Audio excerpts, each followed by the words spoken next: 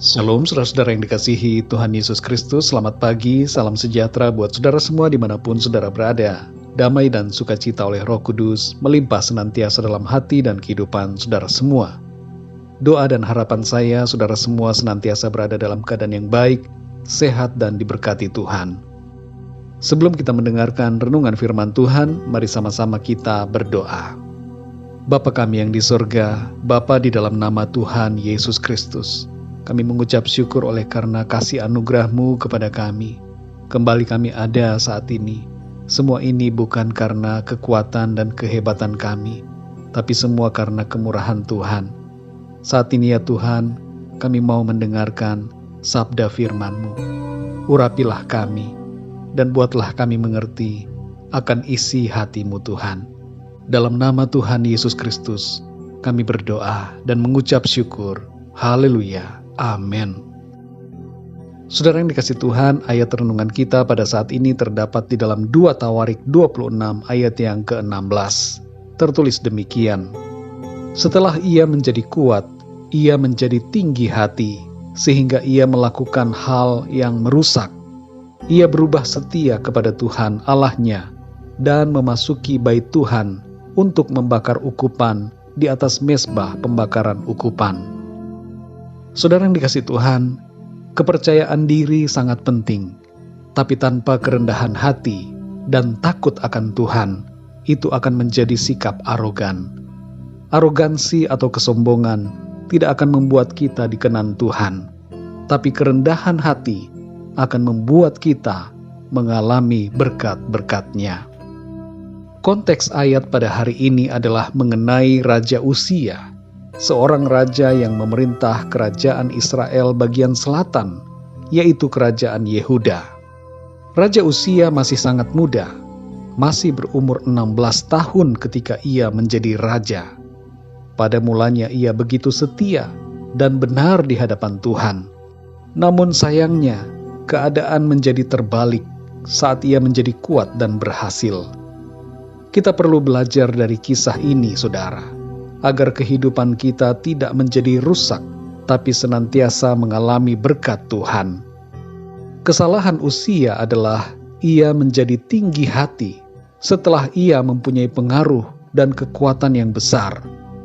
Ia lalu mengambil peranan imam di rumah Tuhan, karena ia merasa bahwa dirinya benar dan tidak perlu bergantung pada seorang imam untuk datang kepada Tuhan. Ia membakar ukupan di atas mezbah pembakaran ukupan, sesuatu yang nampaknya baik, tapi tidak sesuai dengan perintah Tuhan. Kita dapat membaca di ayat-ayat selanjutnya, bahwa Raja Uzia kemudian mendapatkan kusta sampai akhir hidupnya, oleh karena ia telah melanggar kekudusan Tuhan. Saudara yang dikasih Tuhan, makna dari ayat firman Tuhan ini bagi kita adalah, yang pertama, ketika kita mengalami keberhasilan, jangan kita lupakan bahwa itu bukan karena kita, tapi karena Tuhan. Janganlah kita merasa bahwa kita hebat dan kuat karena diri kita baik atau saleh, tapi sadarilah bahwa semuanya itu adalah karena kasih anugerah Tuhan. Yang kedua, saudara, kita tidak bisa datang kepada Allah tanpa peranan seorang imam atau pengantara, dan juga korban. Jangan menganggap diri kita suci dan bisa datang langsung kepadanya. Kita bersyukur karena kita punya imam besar agung yang telah menjadi pembela dan pengantara kita di hadapan Allah, yaitu Tuhan Yesus Kristus, yang adalah Allah sendiri, yang telah menjadi korban dan tebusan yang sempurna untuk segala dosa kita, dan menjadi pembela kita di hadapan dirinya. Dalam zaman perjanjian lama, imam-imam dan juga korban-korban sesungguhnya melambangkan Kristus. Dan dalam masa perjanjian baru, di masa kasih karunia ini, kita dilayakkan masuk hadirat Tuhan karena korban darah Kristus. Dan oleh karena Kristus telah menjadi imam besar agung kita. Karena itu, saudara, penting bagi setiap kita untuk percaya kepada Tuhan Yesus Kristus, untuk bisa datang kepada Allah.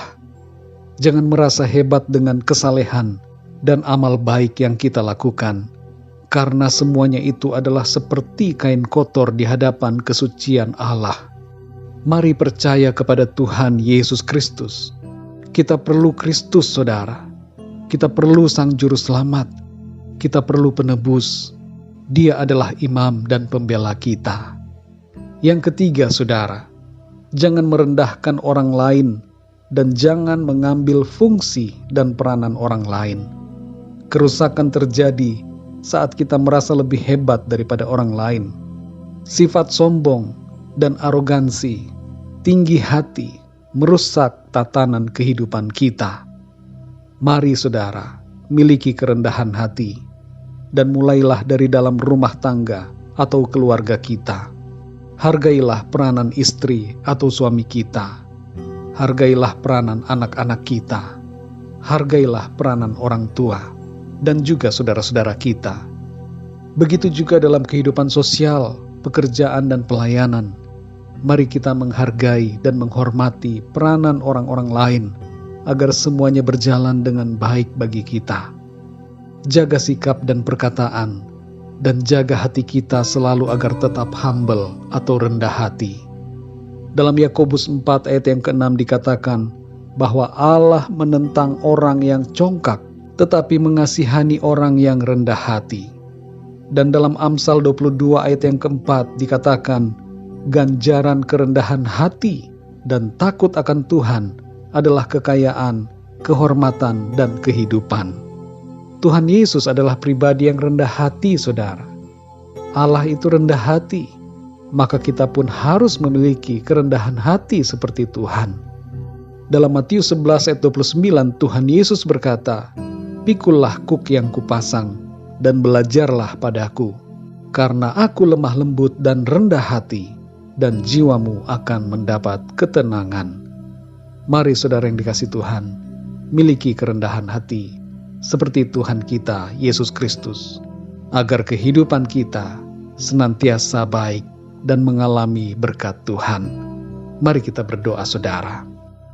Bapa kami yang di sorga, Bapa di dalam nama Tuhan Yesus Kristus, kami mengucap syukur untuk perlindungan-Mu di sepanjang malam hari hingga pagi ini.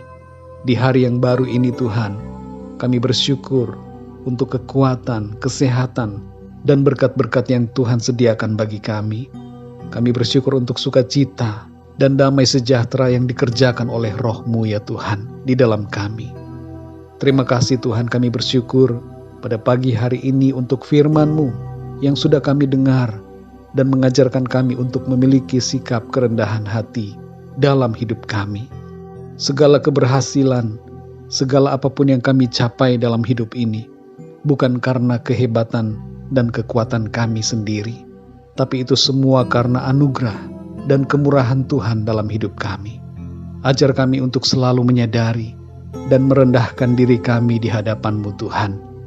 Tolong kami juga ya Tuhan, supaya kami senantiasa dapat menghargai dan menghormati peranan orang-orang lain di sekitar kami, sehingga kami tidak merendahkan mereka, tapi kami menghormati, menempatkan orang lain lebih daripada kami, seperti yang Tuhan mau kami lakukan.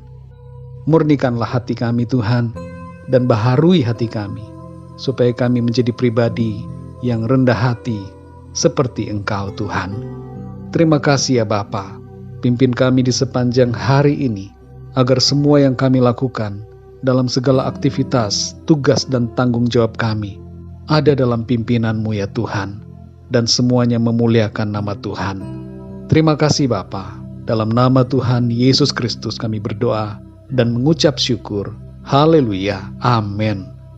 Puji Tuhan, saudara yang dikasihi Tuhan, saya percaya firman Tuhan menjadi berkat dan kekuatan buat saudara semua, dan Roh Kudus akan menolong saudara untuk lebih lagi memahami kebenaran firman Tuhan.